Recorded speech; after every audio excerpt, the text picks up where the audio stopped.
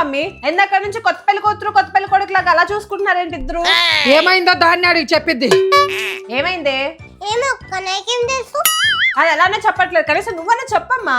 School నుంచి వాళ్ళు miss phone చేసింది, రేపటి నుంచి దాన్ని స్కూల్కి పంపించొద్దని వార్నింగ్ ఇచ్చింది. అదేంటి అలా ఎందుకనింది? వాళ్ళ మిస్ లెసన్ ఎక్స్ప్లెయిన్ చేసిన తర్వాత నీకేమైనా డౌట్స్ ఉంటే నన్ను అడుగు అని చెప్పిందంట. దానికి అదేం సమాధానం చెప్పిందో దాన్నే అడుగు. ఏమన్నావే?